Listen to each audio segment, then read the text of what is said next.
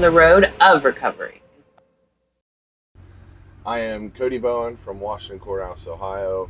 I've been in recovery since August 25th of 2017. I am a follower and a believer of Jesus Christ. I'm a husband, a father, and a leader. Well, thank you so much for coming out and joining us today. We're grateful to be able to hear your story. If you could start off by sharing a bit about your childhood, growing up, what life was like for you.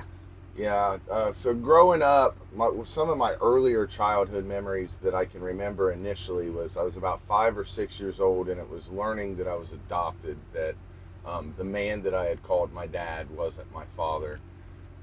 Not long after that, my mom and my dad divorced and separated, and both of them suffered with alcoholism, so I was kind of the pawn torn in between that they used to get back at each other.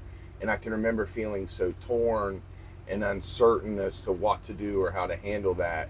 And then not long after that, I began to stay with a close family friend who began to sexually molest me.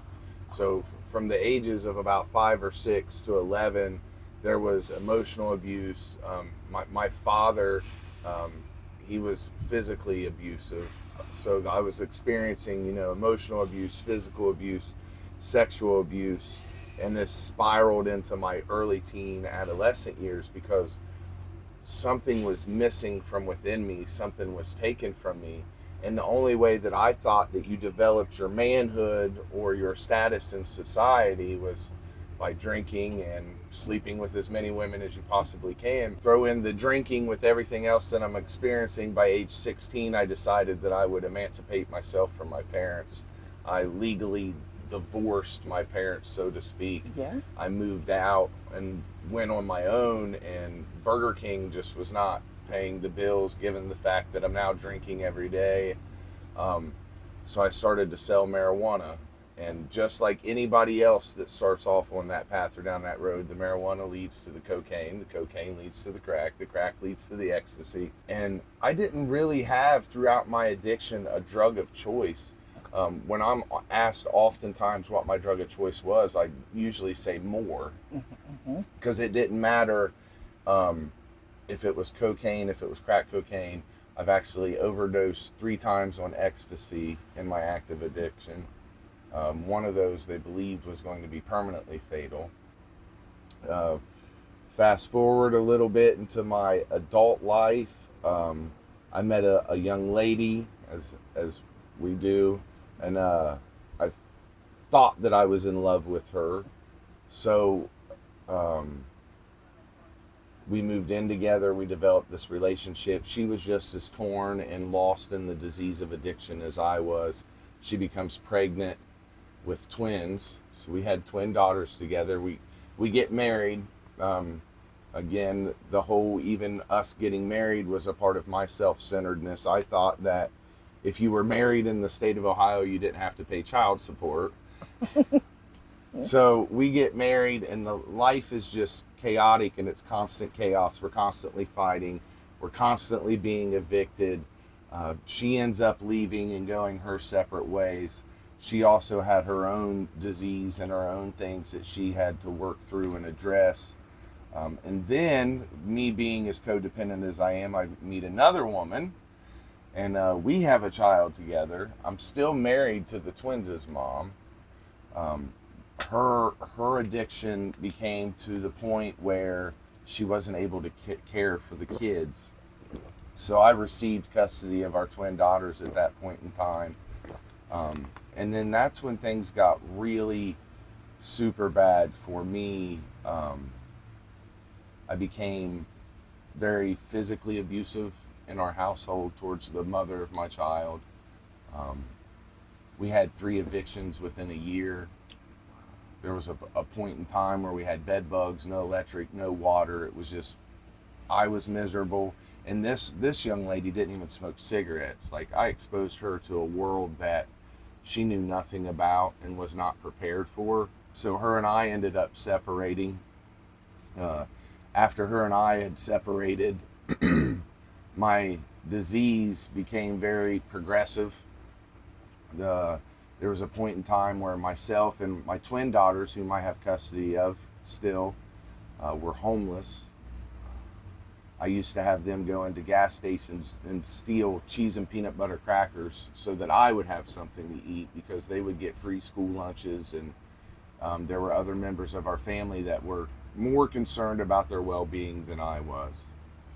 Multiple drug overdoses, multiple stints in jail.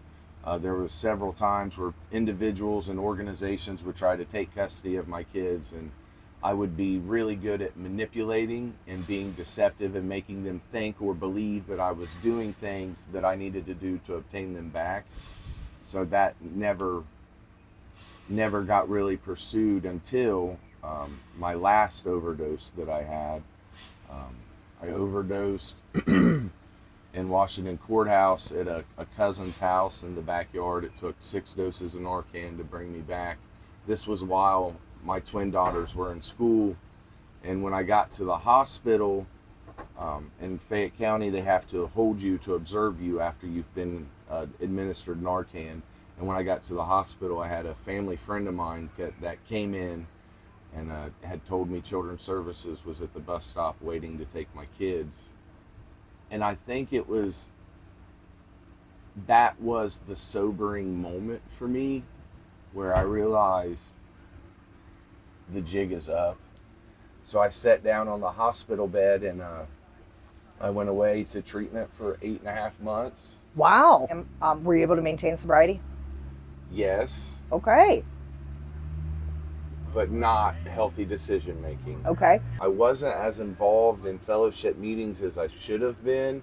I was more concerned with completing the reunification process to get my kids back, because they went immediately into foster care. Okay. All 3 of your kids? No. I have a daughter named Charlie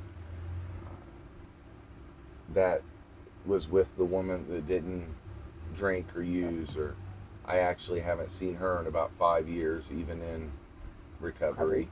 But that's because there's damage and hurt that I created in that woman's life.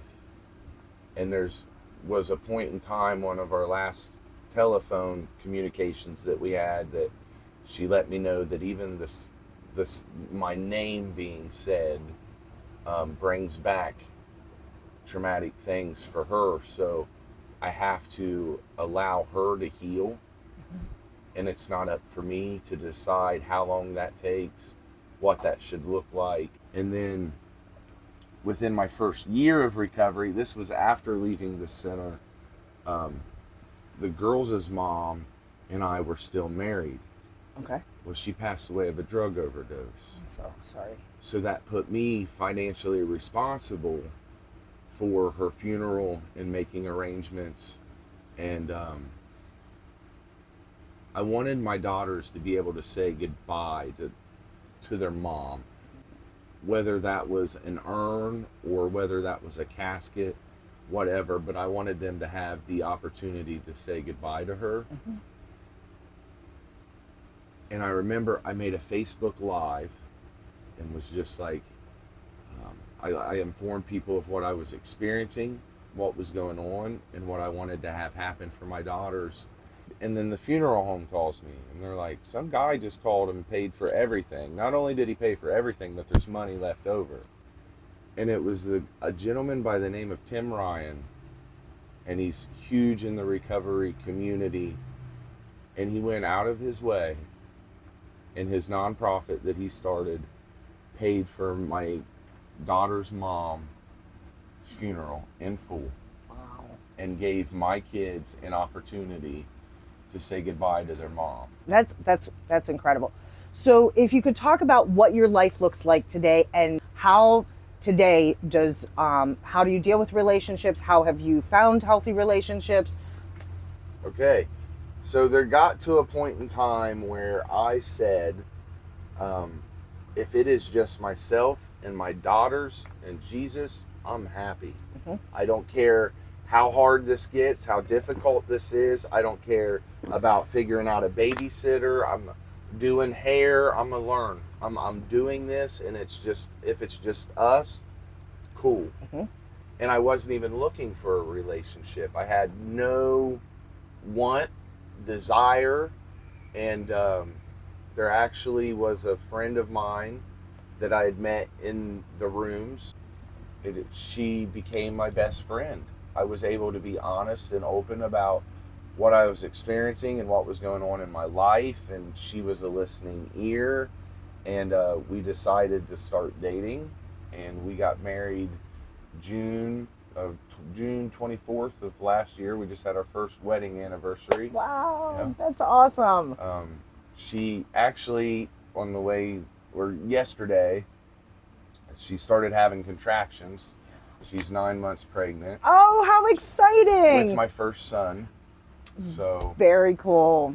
Well, and I think just to point out that healthy people attract other healthy people. yeah, And you did the work, and when you weren't looking for it, you found love. And I think that's the biggest thing too, because working in recovery, like it was something I struggled with too. Like, we hear all these promises, and we're so eager to have an adult life and the home and the job and the marriage, and that we will rush these things thinking that we're acquiring a blessing, when really we're not called to rush the process. We're called to trust the process. Mhm. So it's not until that we're able to put the brakes on things and slow down that we're really able to see the rewards and the fruit of working a program, or being involved in recovery communities, or with our churches, or plugging in. that's what it's all about. So very cool.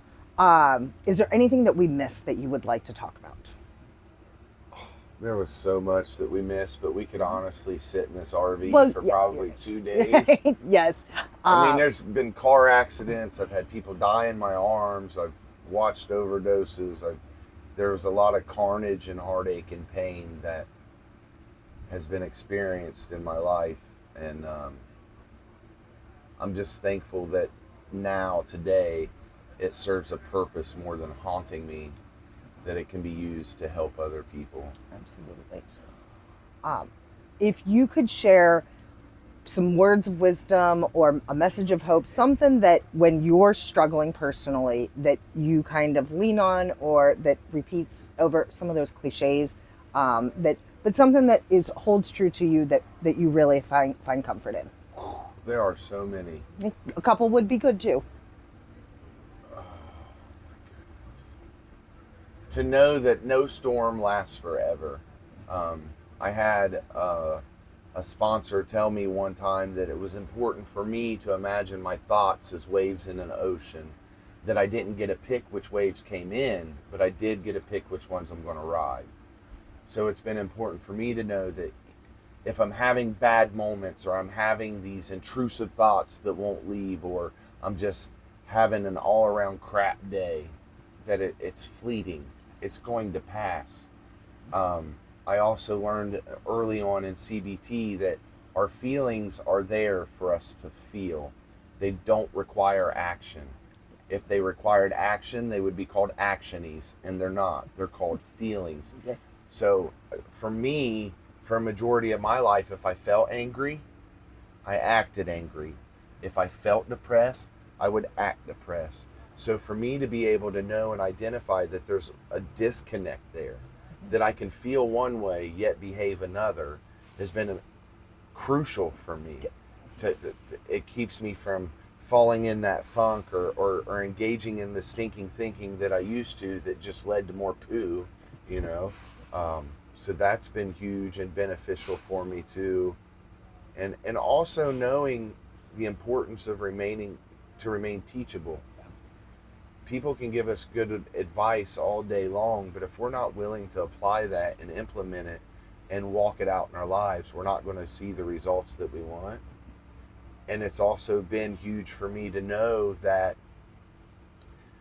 I'm never going to arrive. I used to think in recovery that once I get this, I'll be good. Once I get this, I'll be good. Once I get the job, I've had to completely remove that from the way that I think, and the way that I interact, and the way that I make decisions, and just do the next right thing in the moment. Absolutely. Well, thank you so much for coming out and sharing your story. It is an incredible story of recovery. Thank you. I appreciate it.